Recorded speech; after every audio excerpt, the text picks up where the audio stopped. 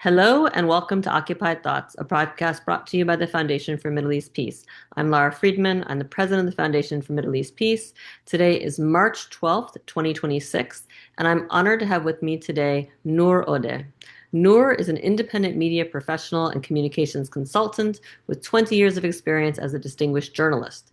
In 2012, Nour became Palestine's first female government spokesperson, and she served in various capacities as a senior communications and public diplomacy advisor to the Palestinian leadership. She writes opinion and analysis in English and Arabic and is a regular guest in international news outlets. And you can and very much should follow Nour on X. She is Nour, Nour underscore Odeh, and I'll have that in my show notes. So, Nour, thanks so much for joining me today at this very, very late hour from Ramallah. It's my absolute pleasure, Lara. Thank you for having me. Thanks. And for people watching and listening, it is a little bit after 11 o'clock at night in Ramallah because Nour is very, very busy. So this is when she was able to join us. So we're very grateful for that. For folks who have listened to this podcast for very long, you have heard Nour before. She is one of the, I would say, handful of people that I personally turn to make sense of a world gone crazy at various times. Her incisive and really insightful analysis, which you see on X, is almost always prescient as well as being insightful. So I'm very glad, although a little scared, to have her with me today, given the state of the world. So Nour, just to start us off, you're sitting in Ramallah. Talk to us about the situation today in the West Bank as you see it and as you're experiencing it. Yeah. Well, look, I'll tell you that in the West Bank, the overarching atmosphere is one of fear. And this is something that as a Palestinian, I haven't experienced before, which sounds a bit weird to say because you would think that a people who, have nightly raids, who have settler attacks, who have bombs raining down on Gaza would know fear pretty well. But to be honest, I don't think I've ever seen Palestinians this afraid. And the reason why I say that is because on top of 2.5 years of genocide, and the conclusions from that for the collective mind of Palestinians. You have a reality on the ground in the West Bank where settlers are, all the brakes are off, all the rules are off. There are absolutely no restraints to the extent to which they're willing to be violent and cruel against Palestinians. You have soldiers who feel equally emboldened, and many of them basically switch uniforms. So at one point they're settlers, and then they wear the uniform, and suddenly they're soldiers with the authority that comes with that, or the perceived authority that comes with that. So anytime you hit the road, you're taking a risk. That's the feeling that you have as a Palestinian. You know that nowhere is safe. You know that even in your home, you're not safe. So if you drive from Jericho to Ramallah, for example, Lara, I know you know the geography well, you won't see any Palestinian communities anymore. You won't see the Bedouins there. You will see shells, burned down shells of what used to be thriving communities. And instead, what you will see are these armed settlers who have fenced off Palestinian land, taken it as their own, raised the Israeli flag on it, and who roam the roads free and even go into Jericho to harass the people who are now on the edge of the new frontier. So the land, the space in which you can be a Palestinian is shrinking even in the West Bank, and it's divided into these isolated islands. So you're not just afraid, you also know that you're alone. So You're com you can't call for help, even Well, you're. that's what I want to ask you about. So the question, I think, for certainly for people who haven't spent time in the West Bank, can you explain the situation in terms of who do you look to if someone has invaded your village or is trying to knock down the door of your house and get in? What is a Palestinian to do? Well, I mean, you call on your neighbors and the Almighty. That's all that you can do. You cannot call the Israeli army because it's there while the attack is happening to protect the attacking settlers. You cannot defend yourself against the settlers themselves. So you can't fight back because if you do, you will be Best case scenario, detained. Worst case scenario, shot and killed by the settlers or the military or the Israeli soldiers. You will call on your neighbors who will for sure get in trouble for aiding you, but who will do that because they're hoping that you will do the same for them. And you will pray that this will only end with property damage. And then you have to think about whether staying makes sense or doesn't, whether you have the option of leaving, whether you can afford to pick up and start again. And most of the time you don't. So you stay put and you hope for the best. The West Bank right now is separate, is dissected, is gutted by 1,000 gates and roadblocks. And what that means is that there are these small pockets, these small areas where Palestinians exist, and there's a gate. Once it's closed, they're completely isolated from the rest of the world, from the rest of their Palestinian environs. So they can't even call on the next village. In many cases, they have to rely on what they have in the immediate vicinity, and that's all they have. The so I want you to talk a little more about something you said.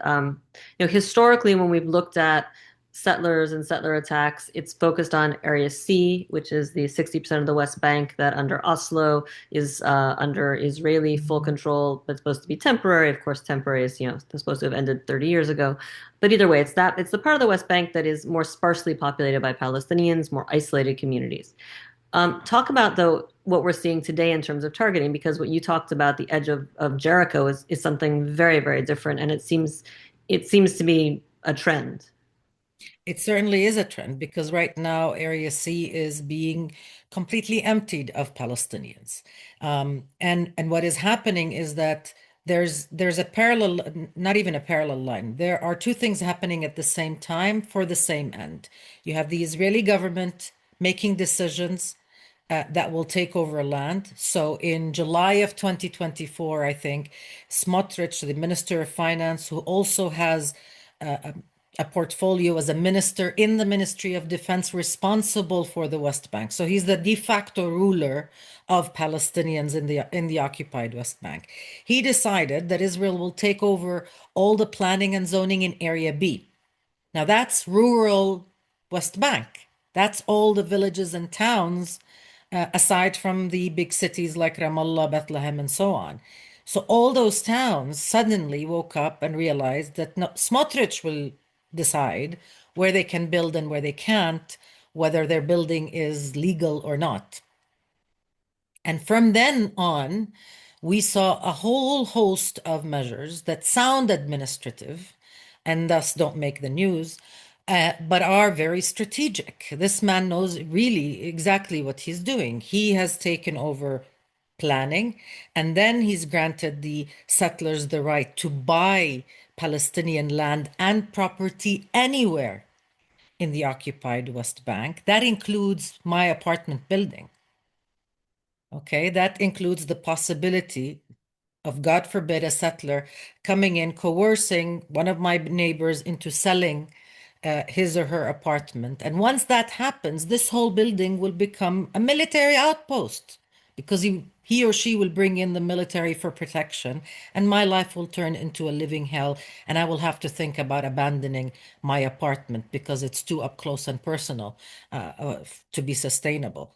And Um, I do think it's also just worth noting for people who are not familiar with land transactions in the West Bank, the idea that buying, why shouldn't they be allowed to buy a property? I mean, we have a long history in Jerusalem and the West Bank of settlers. There's the problem of coercion. There is the issue of I would say corruption, where because of the way land inheritance goes in the West Bank's property inheritance, you find one member of an extended family who says, okay, I will sign this document on behalf of the whole family. And they pay him $1 million and get him a visa to Canada. And suddenly the whole family is basically told you don't any longer own any of your family property. And then when you try to challenge that in court, the person is nowhere to be found. There's an entire almost industry that yeah, exists for depriving Palestinians of their property under the guise of buying property. So absolutely. deeply I mean, problematic. of course, in addition to the international law part of it, where allowing the population of the occupier to take over the land of the occupied is simply illegal. The all of these sales are done under duress. And conversely, if I wanted to buy property in Jaffa, I wouldn't be entitled to, even if I were a Palestinian Israeli, I might not be able to either. So Even if it was the property that belonged to, say, your grandfather. I mean, absolutely, absolutely. So this is about a right-wing ideological group that believes that the only way for things to go forward for Israel is for Israel to exist free of the Palestinians. And this is not this is not a conclusion that I'm drawing. This is what the Israeli government officials are saying. We used to be accused of hyperbole a few years ago, but now it's all out in the open. It was first Gaza, and now it's the West Bank. And in the near future, it will be the Palestinian Israeli citizens in Israel proper. That's exactly what we're being told by the likes of Smotrich, who should not be treated as a fringe because he's a key partner in the ruling coalition. This man makes or breaks the government. He's not a fringe personality in Israeli politics. And it doesn't seem like anybody's opposing him, because even the idea of a greater Israel was not challenged by the head of the opposition in Israel. These are not things that are controversial in Israel's Zionist body politique, if you will. And so the setting in which Palestinians exist right now is of existential threat, right? It's not just Gaza where genocide is so obvious. It's everywhere. To be a Palestinian is to be a creature under threat of erasure in a whole host of different ways, but ultimately it's all serving the same goal. yeah, I mean, it's striking what you said about, historically one has been accused of hyperbole. For those of us who've been talking about greater Israel aspirations for years, I mean, it is the official policy of this Israeli government. And right now, we're hearing greater Israel aspirations that are expressed even further afield, where you have, members of the coalition talking about the need, including some very senior ones, the need to essentially clear all Arabs out of the like bottom, I don't know, 15-20% of the land of Lebanon and make that part of Israel. I mean, they're very, very clear and telling you exactly what they intend. And yet when you talk about that in a critical way, it's taken as either anti-Semitic or anti-Israel hyperbole, which is extremely frustrating. I And want to ask you, sorry, go ahead. sorry, and you have Mike Huckabee endorsing these views, saying he doesn't mind if Israel takes over the Middle East. I mean, Absolutely. I don't know how I can even forget that for a moment. That was one of the most, as a former diplomat, that was one of the most surreal moments for me, that statement. But, at least he's being honest. There's something, give him yeah, credit for saying the quiet part out loud. yeah. Um, okay, so I want to really focus on, or I want you to help people understand sort of the evolution to this moment, because we've had settler attacks, we've had settler affiliated politicians working with settlers for years, and then we had October 7th, and since October 7th, you had a new phase. So I want you to talk about that. But then since the beginning of the Iran war, we have another new phase that we're in. Can you talk about sort of that arc? Well, look, before October 7, we had two record-breaking years of Israeli state violence and settler violence in the occupied West Bank. The number of Palestinians killed, the number of Palestinian children killed in the occupied West Bank was record-setting for 2 years before October 7. So we were already on a trajectory that was taking us to where we are right now, And just because to add, I think people have forgotten about the visuals of the pogroms in Hawara, like out near Hebron, in the south part of the West Bank. Just before October 7th, we had a series of nights that shocked the world at the time, and then immediately were forgotten. they're easily forgotten because they're very inconvenient to the whole narrative, right? But that's where we were. Two record-breaking years, an international community that played dumb, for lack of a better word, and did not want to see the reality for what it was. They talked about everything except the reality of impunity and occupation. They wanted to deal with anything and everything except the fact that Israel's occupation was not just becoming permanent and entrenched, but that it was a threat to Palestinian life and existence. And so, with that impunity, with being emboldened to that extent, October 7th happened, right? And the gates of hell open because all the brakes are lifted, even the rhetorical ones. The world gave Netanyahu carte blanche to do as he pleases, right? To take out his vengeance on Palestinians, to spread the airwaves with anti-Palestinian genocidal rhetoric, to malign an entire people, to deny them their humanity, to deny them even the right to document their own destruction, right? By killing over 260 Palestinian journalists in Gaza. 2.5 years of live streamed genocide, starvation, destruction, annihilation. And in the fog of that genocide, ethnic cleansing in the occupied West Bank, takeover of land, the economic chokehold on the West Bank, nothing, nothing, nothing but lip service at best. Okay, so I don't want to also belittle the fact that there were countries that took a stand that is, that stood out. I don't want to belittle the fact that countries went to the ICJ and there is a case that continues, that is ongoing, against Israel for genocide. That's the International Court of Justice for people Yes, listening. exactly. And that, Netanyahu and his former Minister of Defense are actually wanted by the International Criminal Court on charges of war crimes and crimes against humanity. But the fact is that these right things were happening while the structure of power in the political world wasn't changing. It was fighting to maintain the status quo of Israel's exceptionalism. It was fighting to maintain that Israel was above accountability and above the law. Because when you have a country like France, for example, which was one of the founding members of the International Criminal Court, allowing Netanyahu to repeatedly use its airspace to travel, while maintaining, that it respects international law, it makes a mockery of the whole thing. But it is a very important reminder that for this international order, so long as it can help it, the law applies to everyone except Israel. And human rights must be respected always, so long as you're not Palestinian. We are the expendable part of this international order. We're the ones who are supposed to pay the price quietly to maintain Israeli exceptionalism. And that hasn't changed.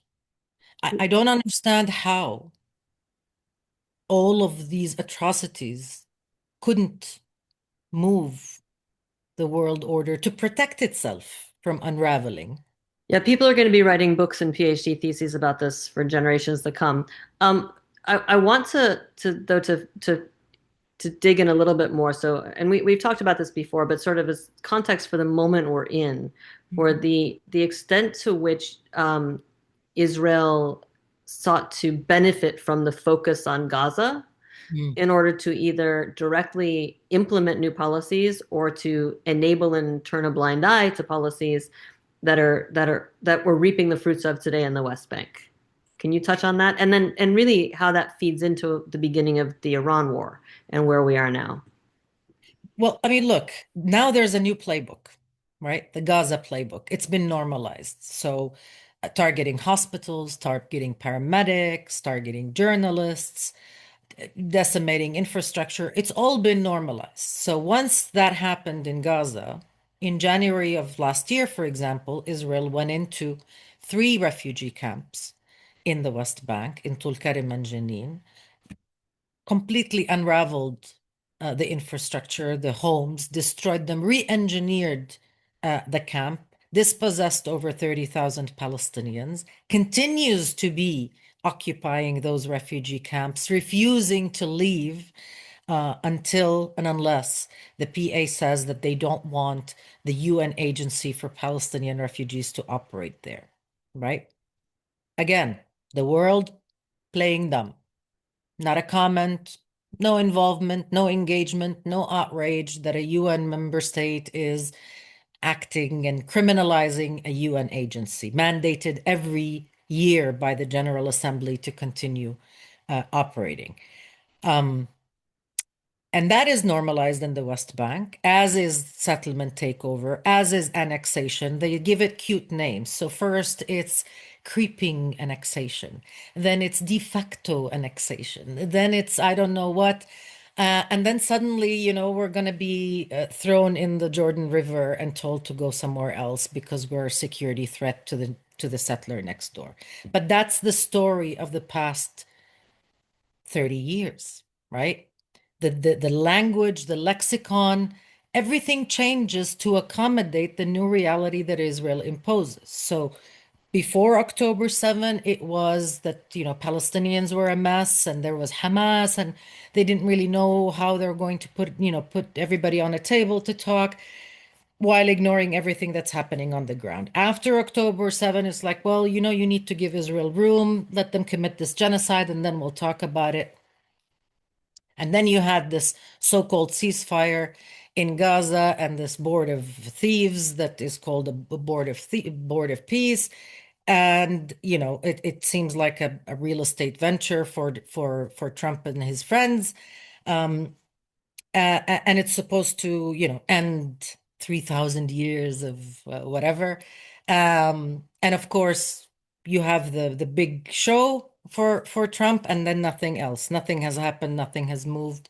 Um, and then you take all of that impunity, you take the congratulations to Israel for being victorious, which Trump gave to Netanyahu at the Knesset, and you juxtapose that to present day, right? Why should Netanyahu feel any hesitation about attacking Iran, about taking over parts of Lebanon, hell, about taking over parts of Syria and Jordan while he's at it? There is nothing stopping him. This man has the backing of the President of the United States, who's eager to show off all the toys and big guns of the U.S. military, spend U.S. taxpayers' money like there's no tomorrow, and take over by force because the idea that it might is right appeals to Trump, right? And Netanyahu loves it. This is godsend for him. So you spend time letting Trump play the negotiator, talking with Iran, then you sabotage those talks from the back door. You prepare for war, you launch war. You call the country of 96 million people that you're attacking a country of evil people, right? You deny them your humanity, you dehumanize them. You dehumanize a 7,000-year-old civilization. The Gaza playbook. The Gaza playbook, right? I mean, it is uncanny. It is actually very triggering for me to watch, to hear, because there's even no creativity, Lara. It's the one, two, three. I mean, you can almost predict what's going to happen next, right? And they started with the hospitals and the paramedics and the Iranian Red Crescent Society and the schools. It was all one after the other. And the mass evacuation displacement orders, Lebanon All and Iran. normal, right? All of it is treated as a measure to protect civilians.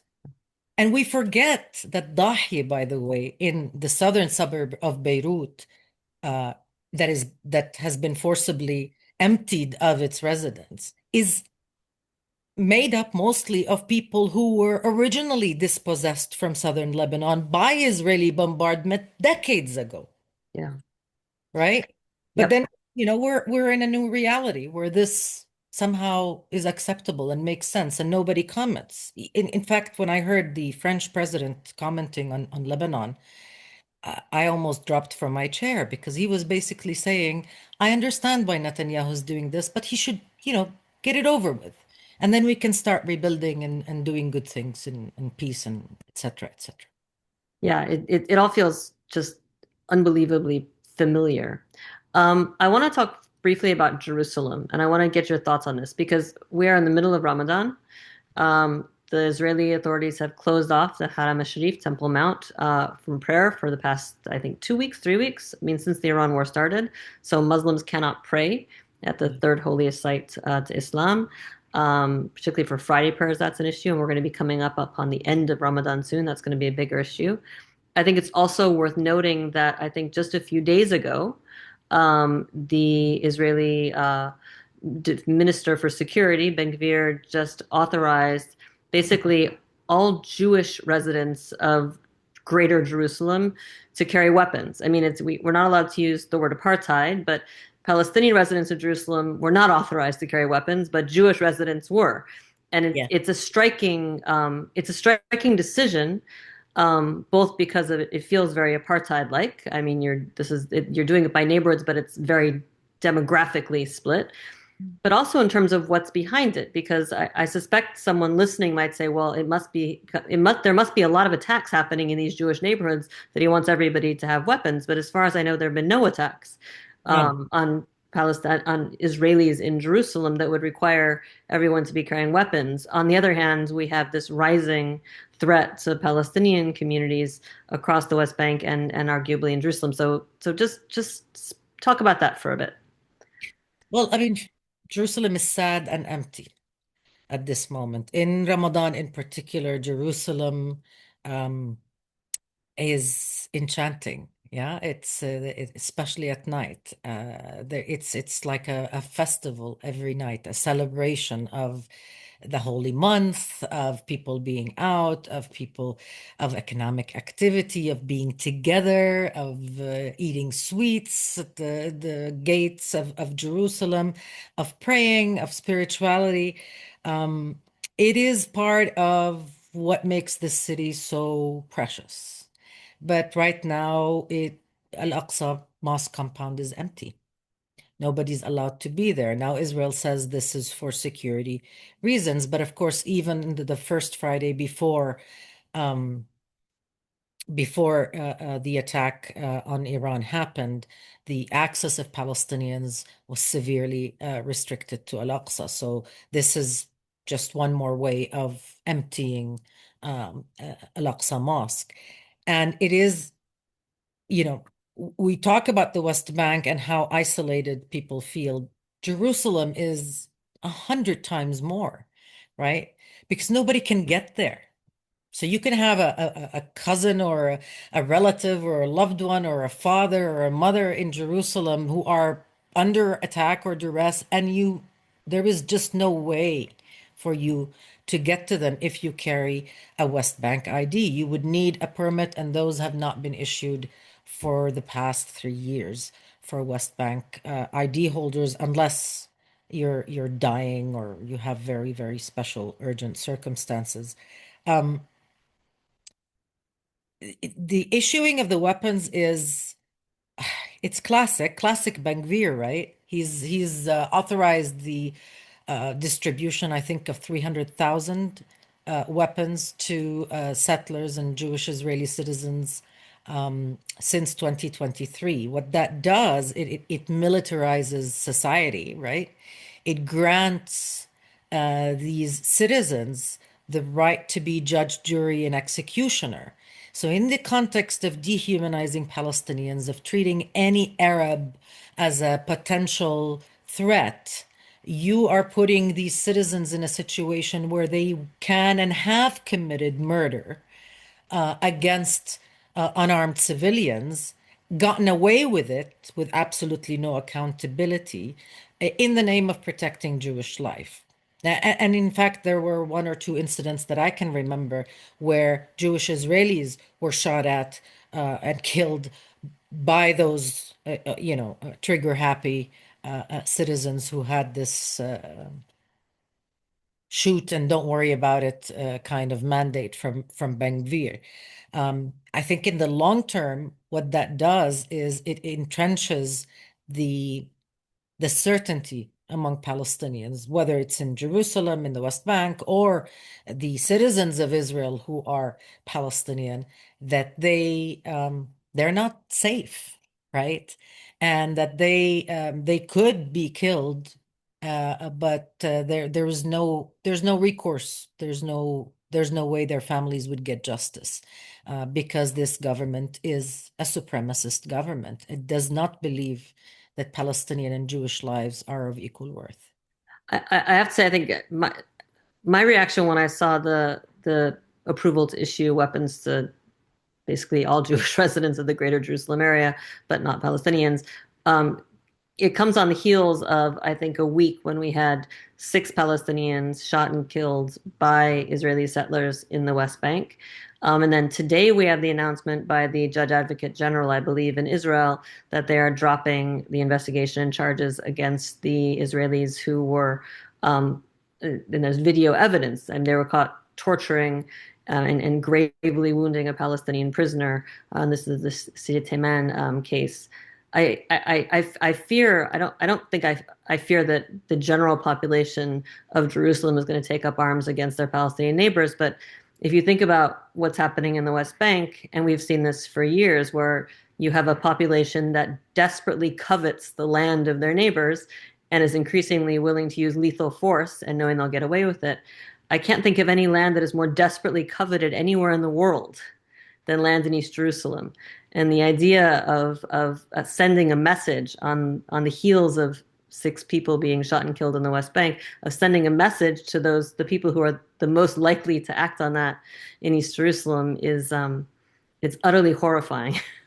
It's literally horrifying, and equally so the fact that that investigation into the gang rape of a Palestinian uh, um, abductee really um, was dropped. Yeah. I shudder to think of what Palestinian prisoners and those who have been disappeared from Gaza are going through right now after this decision. Many Yeah. of them are doctors, many of them are colleagues, are journalists. Many of them, we don't know if they're dead or alive, especially those who were disappeared from Gaza. Um, the fact that starvation and sexual assault has been so normalized against Palestinian detainees and abductees is And horrible. exhaustively documented, including by Israeli organizations. Absolutely. But now that it's been endorsed, now that the video evidence of that crime has been called blood libel by the Israeli Prime Minister, think of that, of what that will mean to Israeli prison guards and soldiers who were hesitant about doing what their other colleagues are doing to these prisoners. It is terrifying. I do not want to think about what that will mean to the thousands who are still behind bars. So, yeah, I want to ask you. I've got 2 more questions for you. I've got a million more questions for you, but I've got 2 more questions for you for tonight, and then I'm going to let you go to sleep. Um, you mentioned the international community, and you did you gave credit to where there's been efforts to speak out.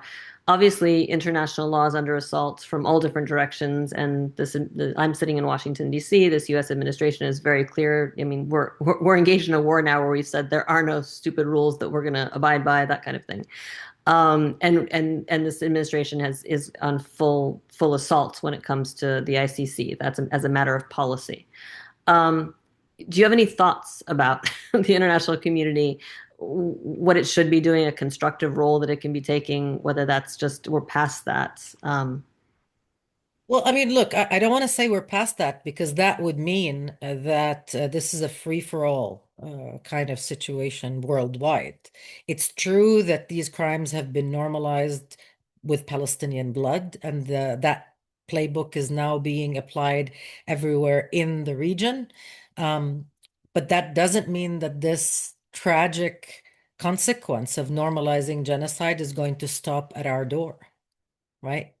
Every country that decided to sit on the fence or to grovel at Trump's feet will pay a consequence for normalizing genocide. for normalizing the upending of international law. And I'm not saying the international order was perfect. It is far from it. But it is the order. It is the set of rules that, you know, countries and legal experts have been developing for over 80 years. And incidentally, they started doing that because after World War II and the horrors of World War II and the Holocaust, they decided, okay, we humans cannot be trusted to not operate, to operate outside of rules and confines of right and wrong. So let us develop a system that says that even when we fight, what we can and cannot do. All of that now is being smashed. First by Israel and its impunity and the exceptionalism awarded to it by the international community, and now by an overeager American president who not only hates rules and has no respect for them, who is waging war on the international system and people doing their job, like judges at the international courts or special rapporteurs of the United Nations.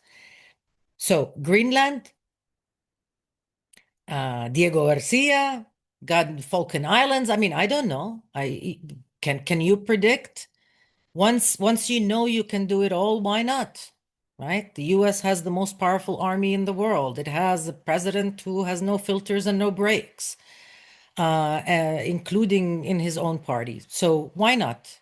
If he feels that emboldened, that empowered, I'm not sure there is anything that will stop him even from committing more horrors in Iran itself, where he's not doing as well as he claims, where Israel is not doing as well as it claims, because this is not a little, enclave that they can just smash and pretend that nothing happened. This is a huge country of 96 million people, and it will take a lot to break it. And I am horrified of the possibilities um, that are born of this alliance between Netanyahu and Trump and what it can bring to the region. Um, I share your fears. You and I have talked about this in other contexts. I mean, I feel like one of the Israel used to have a policy in Gaza, the mowing the lawn, right? You go in, you create a bunch of damage, and then it takes them years to recover. It feels like the lesson that they've gotten from getting away with what they've done in Gaza is we don't mow the lawn anymore. We go in, we burn the lawn, we sow it with salt. And that's what they're seeking to do now in with looking to be, going towards 20% of Lebanon and across much of Iran going forward. We'll see. It's one of those things that from just a human level is almost incomprehensible. How people are not, screaming as this is happening, but 2.5 years of normalizing such policies has done its job. and to me, it's mind-boggling to see the international reaction. Yeah, Spineless, really, yeah, uh, and lacking any foresight. To hear the welcoming of an assault that is unlawful against a UN member state by other UN member states, it's just mind-boggling to me. And to, not have any critical comeback at these people, right? Is there no conversation that is happening that while we may not like the government in this or that country, we should not be normalizing the idea that we can just go in and bomb that country to hell because this is going to haunt them. This is and fast. It won't take 10 years. It won't even take 5. yeah. It might not even take a year. So I want to find last question. I want to return closer to home. And you and I have talked about Palestinian domestic politics before. And I guess I just want to ask you, what are Palestinian domestic politics now? We have 2.5 years of the PA. It was discredited and not widely respected before Gaza was annihilated. Where is it now? Hamas, others contending for power, or are we in a point when it's just you've said it is we have a West Bank that is now between IDF presence and checkpoints and the settlers rolling rocks into the road and whatever. It is so broken into pieces, atomized, that is this even a question to ask? And where does that go? Because the number of conversations I still have today when I talk about these things and someone says, well, I can't argue with anything you're saying, but until the Palestinians get their act together politically, there's nothing we can do. Right. But well, I know. And when they had their act together, they were not a worthy partner, or that's what they were accused of. Look, in a nutshell, 2.5 years of genocide that we have yet to see the final chapter of, has, I would say, permanently changed and altered Palestinians. We are not the same. Um, and I think that's to be expected. But we haven't begun, we haven't had time to breathe, let alone to process what that means, right? What the genocide has done to us emotionally, socially, politically. A few observations about, I think, what are really clear outcomes from this genocide is that the Palestinian national movement is crushed in all its colors and banners, whether it's Hamas, Palestinian Islamic Jihad, Fatah, all the other traditional players. None of them can pick up the banner as if nothing happened. None of them are the same. All of them need to rethink and reinvent themselves if they can, and I have serious doubts that they can. Having said that, they're also all very convenient, ineffective players for the powers that be. So for now, I think, unfortunately, what will happen is that this board of thieves on the one hand and other international community partners of people who want to play along with Trump will play along with the status quo of the demonized Hamas, which has to be fought and battered and whatever. So that will excuse whatever is happening in Gaza, and the ineffective PA, which is broken, broke, and ineffective, right? By design, by design. And then this PA is being told, if you dare to even think about realigning your positions to match those that your people want, then you're going to have the same fate as the ostracized, demonized Hamas. So you have a PA that is hostage to international conditions that will keep them in a position of irrelevance to their people, of lack of power, of lack of vision. They will be kept on political life support because it's very convenient, because having a revitalized Palestinian polity is inconvenient in the context of buying time for Israel to finish off the greater Israel project, because that's really what it boils down to. All this inaction, all this double talk, all this hypocrisy is buying time for the greater Israel project. Nothing more, nothing less. It doesn't matter if countries have given conditional recognition to Palestine, conditional recognition to Palestine. It doesn't matter if they talk about international law. So long as Israel is allowed on the ground to devour Palestine and beyond, then everything that is happening in the interim is simply buying it time.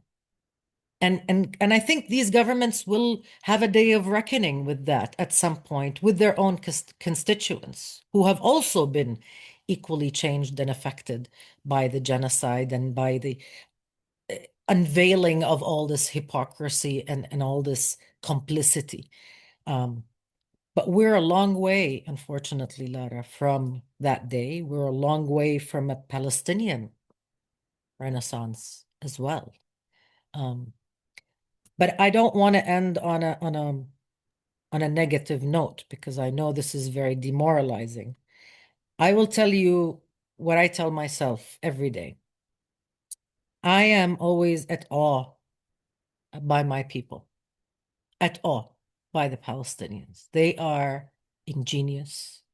Their ability to persevere and adjust is amazing. I don't get it, and I'm Palestinian, but um, it inspires me and shocks me all the time.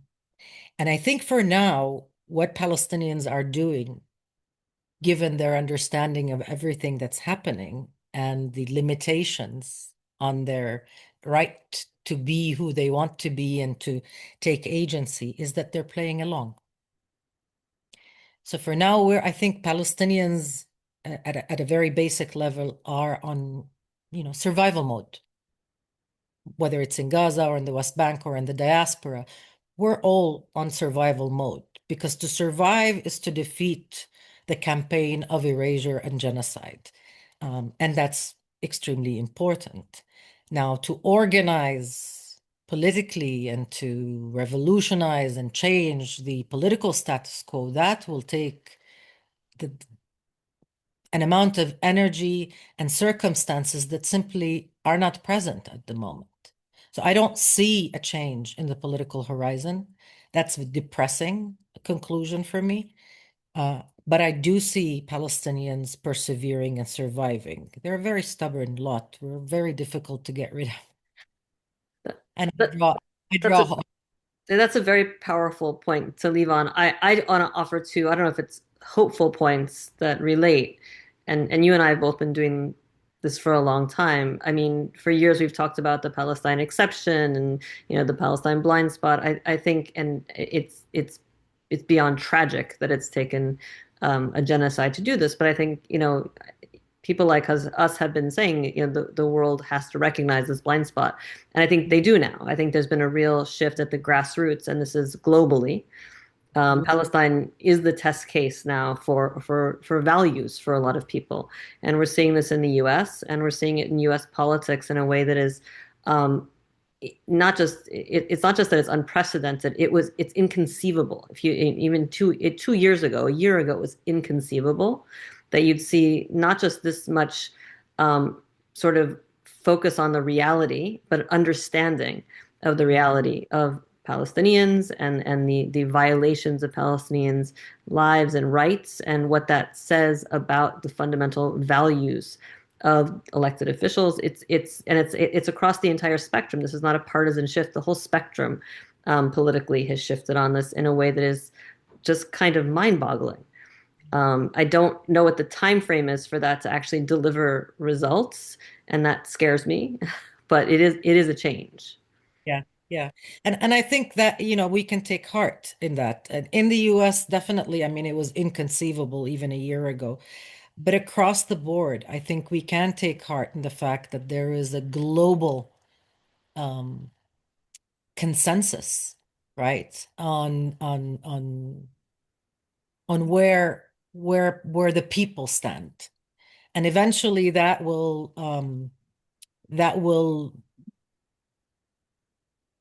create the pressure that will change or discard the politicians who don't see it that way. But that takes time. That takes time. Well, as I said at the beginning, you generally are not just correct, you're prescient. So I hope you are prescient about that as well, because that is a genuinely hopeful, even in these terrible times, point to leave on. So we're going to stop there. Nour, thank you so much for sharing your time and your expertise with us today, so late. I will be calling you back and asking you to do this again at some point in the future. So be ready. Absolute pleasure. Thank you. Thank you so much for having Thank me. you. And to our listeners, thank you for tuning into this episode of Occupied Thoughts. Also, people watching the video, please make sure to check out our website, www.fmep.org, for some resources related to this podcast and lots of other great content related to Palestine and Israel. And please make sure you're subscribed to the podcast to stay up to date. You can find us on iTunes, SoundCloud, or Spotify, and video versions are available on our website and on YouTube. So, with that, I'm Lara Friedman, signing off until the next episode of Occupied Thoughts.